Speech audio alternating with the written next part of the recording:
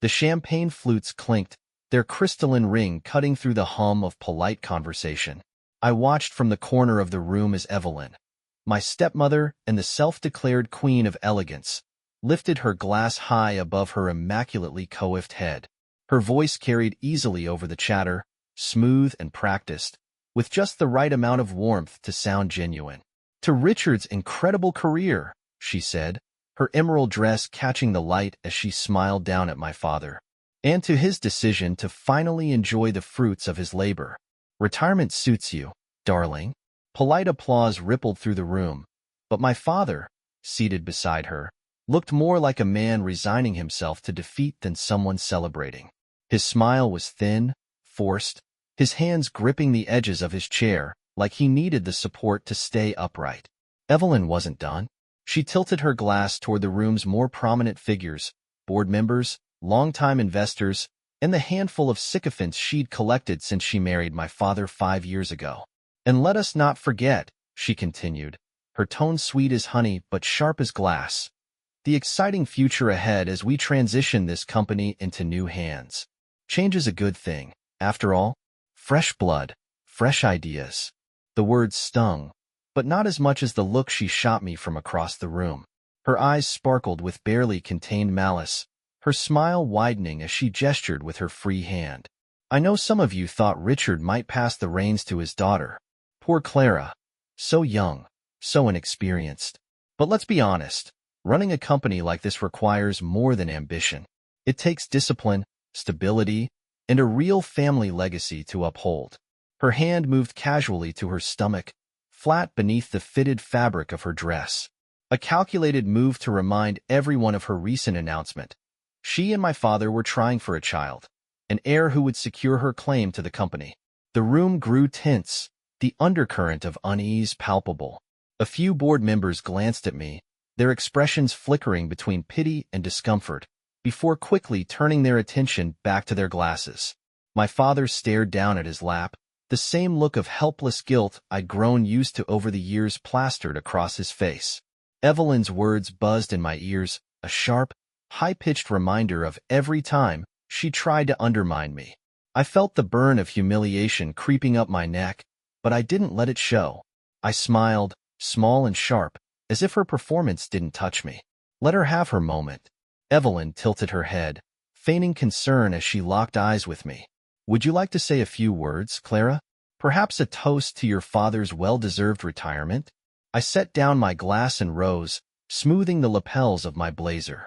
At 31, I was one of the youngest CFOs in the company's history, and while Evelyn liked to pretend I'd been handed the role out of pity, I'd earned it. Every late night, every tough decision. This wasn't just a job to me. It was my mother's legacy, built alongside my father from the ground up.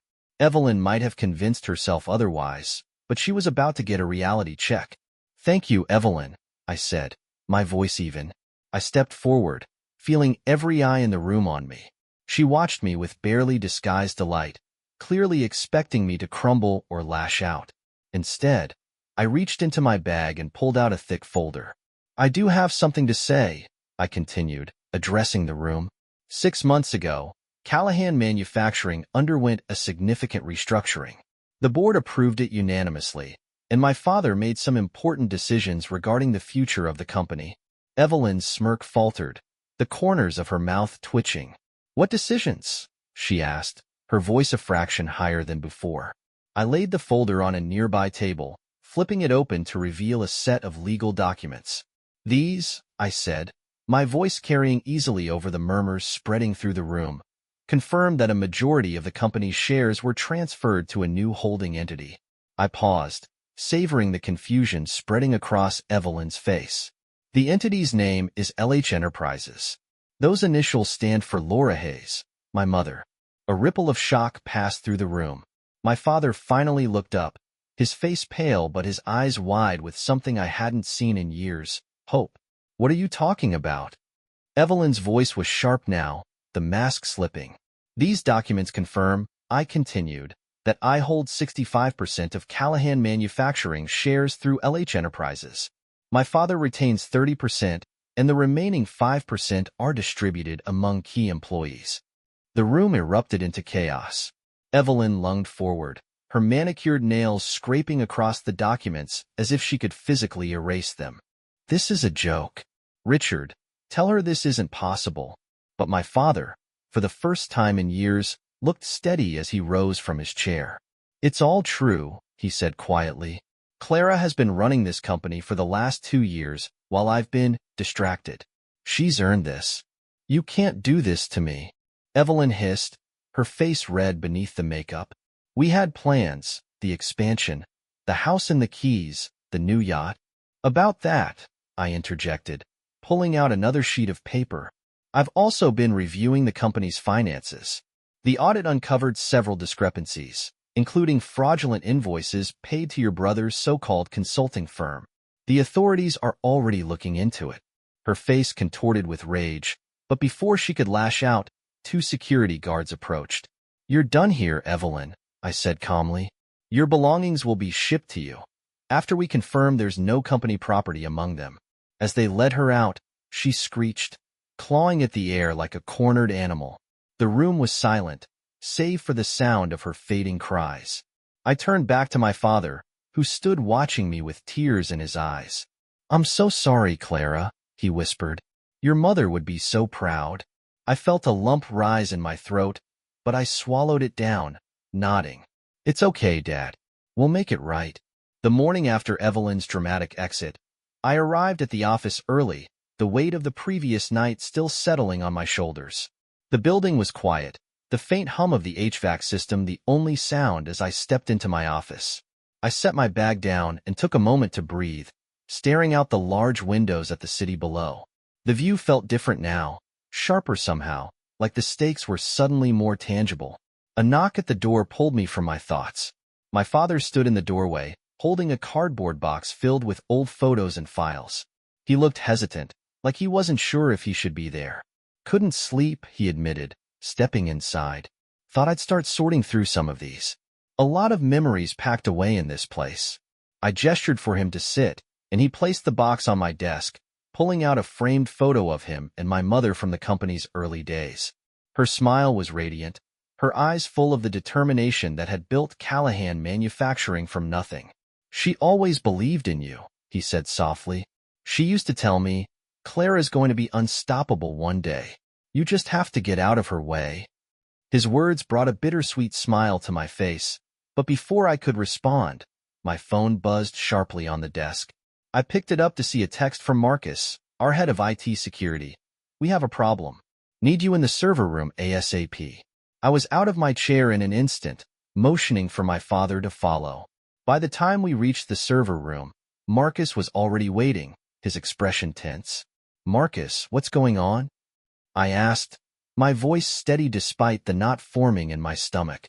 We've detected multiple unauthorized attempts to access the company's servers overnight, he said, leading us to a row of monitors. But this isn't just some random hacker. They knew exactly what they were looking for. He pulled up a screen showing lines of code and access logs. Whoever did this got into several restricted files, financial reports, proprietary designs, and internal emails. The kind of stuff that could cause real damage if it got out. My father stiffened beside me. Are we talking corporate espionage? Marcus nodded grimly. Worse than that. They've already leaked some of it. Selective emails sent to the press, designed to make it look like Callahan Manufacturing has been engaging in illegal practices. I leaned closer, scanning the screen. The emails had been carefully curated to paint us in the worst possible light, with just enough truth twisted into the lies to make it convincing. Evelyn, I said, the name slipping from my lips like a curse. That's not all, Marcus added, pulling up another file. The breach originated from a familiar IP address, Evelyn's brother, Nathan. He accessed the servers late last night. It's all here, clear as day. I exhaled slowly, forcing myself to think. Evelyn was trying to scorch the earth on her way out, to destroy everything she couldn't control. Has anything else been compromised? I asked. Not yet, Marcus said. But if we don't act fast, it's only a matter of time. I turned to my father. We need to call an emergency board meeting. They need to hear about this now. Back in the boardroom, I laid out everything. The breach, the leaked emails, and Evelyn's connection to it all. The board members sat in stunned silence, their faces a mix of anger and concern. "This isn't just an attack on me," I said, my voice firm. "It's an attack on this company, on everything we've built. Evelyn wants to destroy our reputation, but I won't let her." One of the board members, a graying man named Henderson, leaned forward. "Do we have enough to take legal action?" "We're gathering more evidence as we speak," I replied. "But we need to move quickly. Every moment we wait gives her more time to spread lies and undermine us." Another member spoke up, her tone cautious. "And what about the media? The headlines are already damaging. How do we combat the narrative?" "We tell the truth," I said without hesitation. "We show the world who we are, not who Evelyn wants them to think we are. Transparency is our strongest weapon right now." The room buzzed with murmurs of agreement. After the meeting, I returned to my office, exhaustion threatening to pull me under. But there was no time to rest. Calls needed to be made, statements drafted, and contingency plans put into motion. Hours later, Marcus burst in, his face lit with a mix of triumph and urgency. "We've got something," he said, holding up a USB drive. He plugged it into my computer, and a folder of files appeared on the screen. "These are encrypted backups from Nathan's personal account. They contain everything: proof of Evelyn's involvement, the payment she authorized, the email she fabricated. It's a smoking gun." I stared at the screen, my mind racing. This was the leverage we needed to stop her, to turn the tide in our favor. "Send everything to my cousin Victoria," I said, my voice steady. "She'll know what to do with it." Victoria, a federal prosecutor, had been following the situation closely since Evelyn's initial exposure. Her response to the new evidence was immediate. "This changes the game," she told me over the phone. "With this, we can go after Evelyn and Nathan for corporate espionage and fraud. They won't walk away from this." For the first time in days, I felt a flicker of hope. Evelyn had thrown everything she had at us, but she underestimated one thing. I wasn't just fighting for myself. I was fighting for my mother's legacy, for my father, and for everyone who had ever believed in this company. And I wasn't going to lose. The fallout from Marcus's discovery hit Evelyn and Nathan faster than I expected. Within hours, Victoria had mobilized her team, leveraging the USB drive's contents to request a federal warrant. By the next morning, agents were at Nathan's office, confiscating servers, documents, and anything else remotely connected to their operation. The media caught wind almost immediately, and the story exploded.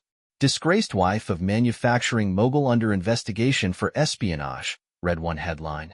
"Corporate scandal unfolds. Callahan's new CEO fights back," declared another. Despite the chaos, I stayed focused. This wasn't just a PR battle. It was a fight to protect everything my parents had built. Evelyn's games had already shaken our reputation. Now it was up to me to show that Callahan Manufacturing wasn't just surviving the storm but standing stronger because of it. The boardroom buzzed with tension as I briefed the team on the latest developments. Victoria had shared preliminary findings from the federal investigation, and the details were damning. Evelyn and Nathan not only breached our servers but have been collaborating with Clearwater Industries to undermine us for years, I explained, pointing to the screen where Marcus had outlined the timeline. This wasn't a spur-of-the-moment scheme. It was deliberate, calculated, and aimed at dismantling Callahan Manufacturing from the inside out. One of the board members, Henderson, leaned forward. "And Clearwater? Are they implicated enough to bring them down too?" Victoria, who had joined via video call, answered. "We're still building the case, but the evidence strongly suggests they were not just complicit but active participants. The federal investigation will likely expand to include their executives." A murmur spread through the room. Clearwater was one of the industry's biggest players. A takedown of that scale would send shockwaves through the market. "Let them try to squirm out of it," I said, cutting through the noise. "We didn't ask for this fight, but we'll finish it. And when we do, no one will ever question Callahan Manufacturing's integrity again." The room fell silent, and then, one by one, the board members nodded. They were with me. Later that afternoon, Marcus approached me with a new lead. "Clara," he began, setting a thick folder on my desk, "you need to see this." Inside were more emails, But these weren't from Nathan's servers. They were from Evelyn's personal account, messages she thought she deleted, now recovered by Marcus's team. The emails painted a chilling picture. Evelyn hadn't just been working with Nathan and Clearwater. She targeted my father specifically, long before they'd even met. She did her homework, Marcus explained, flipping through the pages. She studied his financials, his habits, even his personal history. Marrying him wasn't an accident. It was the plan from the beginning. I felt a cold wave of disgust as I read the details. Evelyn had entered our lives with one goal: to take everything my parents had built and sell it to the highest bidder. She used him. I muttered, my voice tight. She used all of us. Marcus nodded. There's more. Look at the dates on these. I scanned the timestamps on the emails. They dated back almost a year before my mother's death. My chest tightened as I realized what it meant. Evelyn had been circling my family, waiting for the right moment to strike, even while my mother was still alive. The thought made me sick, but it also sharpened my resolve. Evelyn might have fooled my father, but she'd underestimated me. We're taking this public, I said, slamming the folder shut. No more hiding, no more playing defense. It's time for the world to see who Evelyn really is. That evening, I held a press conference. The room was packed with reporters, their cameras trained on me as I stepped up to the podium. Good evening, I began, my voice steady despite the storm of emotions inside me. Over the past several weeks, Callahan Manufacturing has faced serious allegations. Tonight, I want to address those directly and transparently. I laid out the facts, piece by piece, sparing no detail. I spoke about the server breach, the stolen files, and Evelyn's long-standing plan to dismantle our company. I showed the recovered emails and the evidence tying Nathan and Clearwater Industries to the scheme. This company was founded on integrity and hard work, I said, my voice rising. And we will not allow anyone, no matter how calculating or ruthless, to tear it apart. We're cooperating fully with federal investigators, and we're committed to ensuring that justice is served. The room erupted with questions as I stepped back, but I didn't linger. My message had been clear, and I knew the headlines the next morning would reflect that. Back in my office, I sank into my chair, exhaustion finally catching up to me.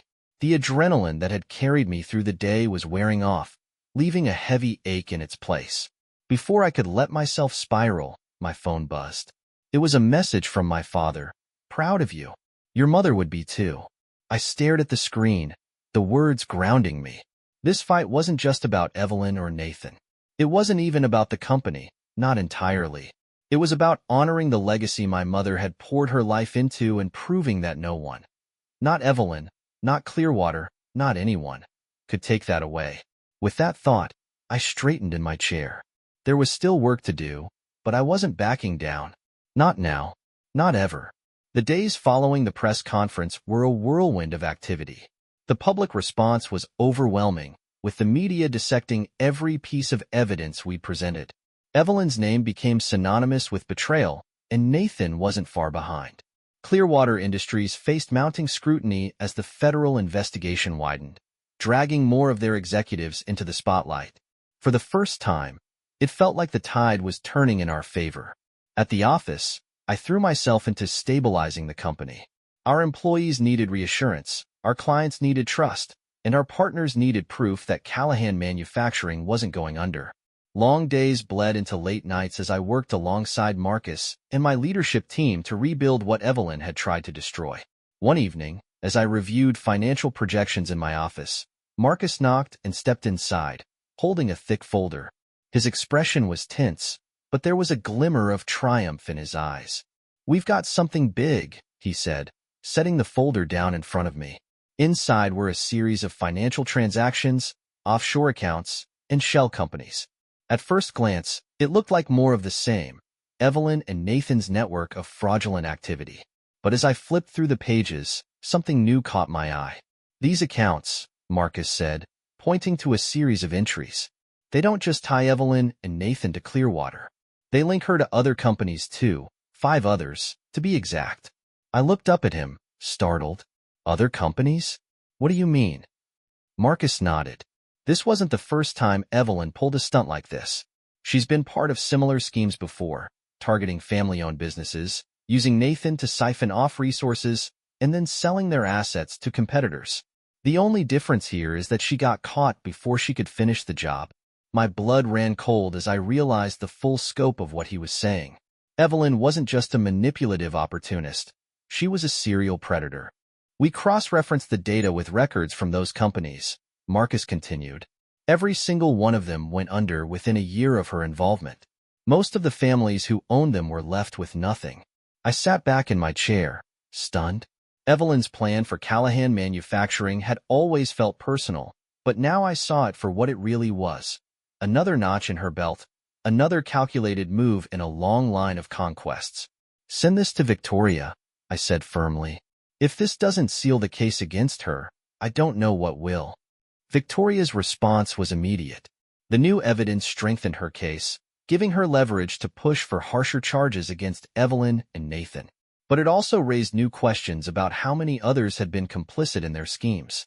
2 days later, Victoria called me with an update.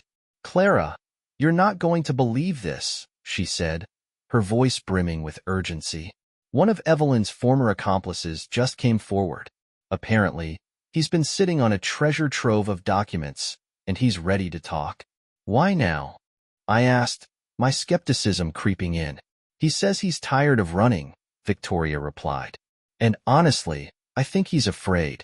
The investigation into Clearwater has exposed a lot of people, and he's worried he'll be next. He wants to make a deal." The next day, I sat in on a meeting as Victoria debriefed us on the new testimony. The accomplice, a mid-level accountant who had worked with Nathan for years, provided detailed accounts of their operations, confirming everything we already knew and more. They were ruthless, he admitted during his recorded statement. Evelyn didn't care who she hurt, as long as she got what she wanted. If someone got in her way, she'd find a way to destroy them. Professionally, personally, whatever it took. Listening to him, I felt a fresh wave of anger. It wasn't just about my family anymore. Evelyn had built a career out of ruining others, leaving a trail of broken lives in her wake. But now, that trail was leading straight to her. As the case against Evelyn solidified, she began to lash out. Her legal team released a statement claiming she was the victim of a smear campaign orchestrated by me and my father. The media, always hungry for drama, gave her airtime, though her arguments were paper-thin. "She's trying to play the victim," Marcus said as we watched her latest interview in the break room. Evelyn, sitting across from a sympathetic anchor, dabbed at her eyes with a tissue as she spun her story. "I only wanted to help my husband's company," she said, her voice trembling. But Clara couldn't handle the idea of sharing power. "She's been looking for a way to push me out since day one." I turned off the TV before she could say more. "Let her talk," I said. "The truth is louder." And the truth was winning. The federal investigation was nearing its conclusion, and the evidence we'd uncovered left no room for doubt. Evelyn and Nathan weren't just guilty, they were exposed. The final blow came when Clearwater Industries, desperate to save face, offered to settle. They agreed to pay damages to Callahan Manufacturing and fully cooperate with federal investigators in exchange for leniency. It was an admission of guilt that sent shockwaves through the industry. That night, I sat in my office, staring at the city lights and reflecting on how far we'd come. Evelyn's downfall was inevitable now, but it didn't feel like a victory, at least, not yet. There was still work to do, and the scars she'd left behind would take time to heal. But for the first time in weeks, I allowed myself to hope. The storm was finally breaking, and on the horizon, I could see the beginnings of something new. The courtroom was packed, every seat filled with reporters, industry insiders, and a few curious onlookers hoping to witness the climax of a scandal that had captivated the public. Evelyn sat at the defense table, her posture stiff, her once impeccable composure showing cracks. The designer suits and carefully curated image were gone, replaced by something far more desperate. Nathan sat beside her, avoiding her gaze entirely. It was clear the siblings' alliance had crumbled under the weight of their crimes. Victoria had warned me that the trial would be a spectacle, and she wasn't wrong. Evelyn's legal team had come prepared, spinning elaborate narratives and pointing fingers in every direction but hers. They claimed she had been manipulated by Nathan, that her actions were the result of naivety and misplaced trust. It was a weak defense, but Evelyn leaned into it, playing the role of the victim with the same theatrical precision she'd used to charm my father. The media latched onto her performance, some outlets framing her as a tragic figure undone by ambition. But Victoria was ready. Over the next few days, the prosecution dismantled Evelyn's facade piece by piece. Nathan's plea deal ensured his cooperation, and his testimony left no room for doubt. He recounted every detail of their scheme: the stolen files, the offshore accounts, and Evelyn's relentless determination to dismantle Callahan Manufacturing. She planned everything, Nathan admitted on the stand, his voice shaky but clear. I just followed her lead. She knew exactly what she was doing. Evelyn's mask finally slipped when the prosecution played one of the recordings Marcus had uncovered. Her voice, cold and calculating, echoed through the courtroom as she discussed the steps to frame me and isolate my father. If Clara doesn't back off, Evelyn's recorded voice hissed, then we'll force her out. Richard won't stand in my way if she's gone. He's too weak. The room was silent as the last words played. Evelyn's lawyer shifted uncomfortably in his seat, but Evelyn herself sat motionless, her face a mask of fury and humiliation. When it was my turn to testify, I focused on the facts. I spoke about the years of manipulation, the financial discrepancies we uncovered, and the threats to the company's future. But I also allowed myself to address the personal toll Evelyn's actions had taken. This company isn't just a business, I said, my voice steady despite the lump in my throat. It's my family's legacy, something my mother and father built from the ground up. Evelyn didn't just try to steal a company. She tried to erase everything my parents worked for. But she underestimated the strength of what they created. Evelyn refused to look at me as I stepped down from the stand, but I caught a flicker of something in her expression. Fear, maybe, or the realization that she was losing. The trial stretched on for another week, but the verdict felt inevitable. When the jury finally delivered their decision, guilty on all counts, the courtroom erupted in whispers and gasps. Evelyn's shoulders sagged as the judge announced her sentence: decades in prison for corporate espionage, fraud, and conspiracy. Nathan received a reduced sentence for his cooperation, but even he would face significant time behind bars. As Evelyn was led away in handcuffs, she glanced back at me, her eyes blazing with defiance. I held her gaze, unflinching, until she disappeared through the side door. Outside the courthouse, reporters swarmed me and my father, shouting questions over each other. How does it feel to see justice served? What's next for Callahan Manufacturing? My father stepped forward, his voice steady but full of emotion. My daughter saved this company, he said, his words cutting through the chaos. She honored her mother's legacy and proved that integrity always wins. I couldn't be prouder. That evening, the office was quiet, most of the staff having left early to celebrate the verdict. I stayed late, sitting in my mother's old chair in what used to be her office. The walls were lined with photos of the company's early days, and her presence felt closer than it had in years. "Mom, we did it," I whispered, running my fingers along the edge of her desk. A soft knock on the door interrupted my thoughts. My father stepped in, carrying 2 glasses of wine. "I thought you might want to toast to victory," he said, handing me a glass. I smiled, clinking my glass against his. "To Mom," I said. "To Mom," he echoed. For the first time in a long while, the weight I'd been carrying felt lighter. Evelyn was gone, her plans unraveled, and Callahan Manufacturing was stronger than ever. There was still work to do, bridges to rebuild, partnerships to secure, but the storm had passed. As my father left, I stayed in the office a while longer, staring out at the city lights. The headlines tomorrow would be filled with Evelyn's downfall, but that wasn't the story I wanted people to remember. I wanted them to see the resilience of our company, the strength of the people who built it, and the promise of what we would become. Evelyn had tried to destroy us, but all she'd done was remind us of who we really were. And now, it was time to prove it. In the months that followed Evelyn's sentencing, the dust began to settle. The media frenzy ebbed, replaced by new scandals and stories, but the lessons she left behind lingered. Callahan Manufacturing, once on the brink of disaster, had emerged from the chaos stronger, leaner, and more unified than ever. Our recovery wasn't just about rebuilding what Evelyn had tried to destroy. It was about transforming the company into something better. My leadership team and I implemented sweeping changes, introducing stricter oversight and more transparent practices. The scandals had shaken our clients, but our commitment to integrity and innovation won them back. Slowly but surely, the company regained its footing. One morning, as I reviewed the latest financial reports, Marcus knocked on my door, his usual confident demeanor replaced by something softer. "You're going to want to see this," he said, setting a magazine on my desk. The cover featured a photo of me standing outside the courthouse after the trial, my father at my side. The headline read, "Clara Callahan, the CEO who rebuilt a legacy." I laughed, shaking my head. "They're making me sound a lot more glamorous than I feel."